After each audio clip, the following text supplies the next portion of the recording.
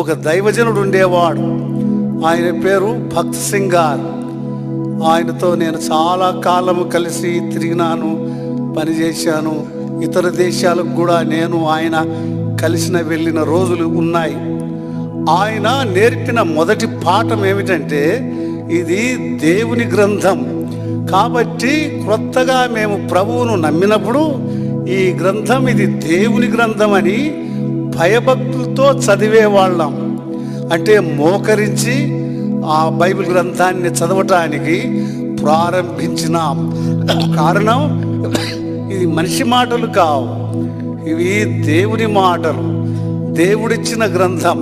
కాబట్టి ఆ దినము నుండి ఈ దినం వరకు నేను మోకరించే బైబిల్ చదువుతాను. అంటే నేను ధ్యానం చేయాలి అంటే బైబిల్ తెరిచి నేను మోకాళ్ళ మీద ఉండి ఈ దినానికి కూడా మోకాళ్ళ మీదనే నా బైబిల్ గ్రంథాన్ని నేను చదువుతాను. కారణం, అది దేవుని గ్రంథం, అది పరిశుద్ధమైన గ్రంథం, అది దేవుడిచ్చిన గ్రంథం. కాబట్టి నేను గౌరవించాలి, పరిశుద్ధ బైబిల్ గ్రంథాన్ని మనము గౌరవించాలి. కారణం, అది దేవుని గ్రంథం. మనుషులు రాసిన మాటలు కాదు అవి, దేవదూతలు చెప్పిన కథలు కాదవి, సాక్షాత్తు దేవుడు మనకు తెలియచేసిన వర్తమానము, దేవుని మాటలు. కాబట్టి దేవుని గ్రంథాన్ని మీరు గౌరవించండి, దేవుని గ్రంథాన్ని గౌరవంగా చదవండి. ఇది దేవుని గ్రంథమని గౌరవించి చదివినప్పుడు దేవుని స్వరాన్ని మీరు వినగలరు. నేను చెప్పే మాట వాస్తవిక సత్యం. నేను దేవుని గ్రంథాన్ని, నేను చిన్నప్పుడైతే ప్రభువు నమ్ముకున్న తర్వాత నేను ఇట్లా పట్టుకుంటే చాలు నాకు ఒక రకమైన తృప్తి ఉండేది. దేవుని గ్రంథాన్ని నేను తాకుతూ ఉన్నా చూడు అనిపించేది.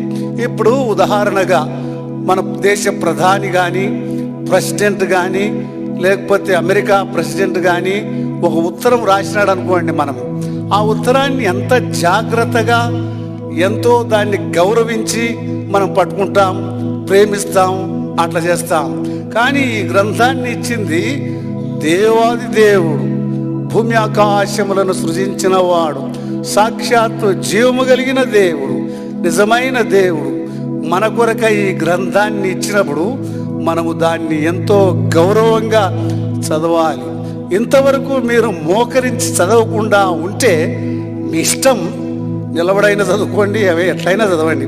కానీ ధ్యానం చేయడానికి, మోకరించి చదవడానికి ప్రయత్నం చేయండి. ఈ మోకాళ్ళు చాలా కాలం వంగవివి. వయసు అయ్యే లోపల మోకాళ్ళు నొప్పి, నడుములు నొప్పి, అందుకని ప్రాణం ఉండగానే, ఆరోగ్యం ఉండగానే మోకాళ్ళు ఉండడానికి, అవి వంగడానికి ఇష్టపడేటప్పుడు మోకాళ్ళ మీద బైబిల్ చదవడము నేర్చుకోవాలి. ఇది నా అనుభవపూర్వకంగా నేను చెబుతూ ఉన్నా.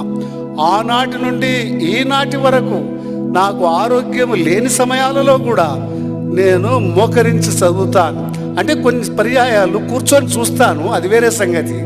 నేను ధ్యానించాలి అంటే, దేవుని దగ్గర వర్తమానము నేను పొందాలి అంటే నేను మోకరించి చదువుతాను. దావీదు రాజు వలె నేను కూడా ప్రార్థన చేస్తాను. ఆయన ఏం చేస్తాడు, 119వ దావీదు కీర్తన 18వ వచనంలో ఇట్లా చేసేవాడు, దేవా నీ గ్రంథములోని ఆశ్చర్యమైన వాటిని నేను ఎరుగుటకై నా కండ్లను తెరువని ప్రార్థన చేసినాడు.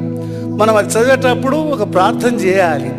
మనకు తెలివి తక్కువ, జ్ఞానము లేని మనుషులం, దేవుని మనస్సును గ్రహించలేం, దేవుడు ఏం చెప్పాలనుకుంటున్నాడో మనకు తెలియదు. కాబట్టి మన బలహీనతలను, మన బుద్ధిహీనతను ఆయన సన్నిధిలో ఒప్పుకొని వాక్యాన్ని చదవాలి.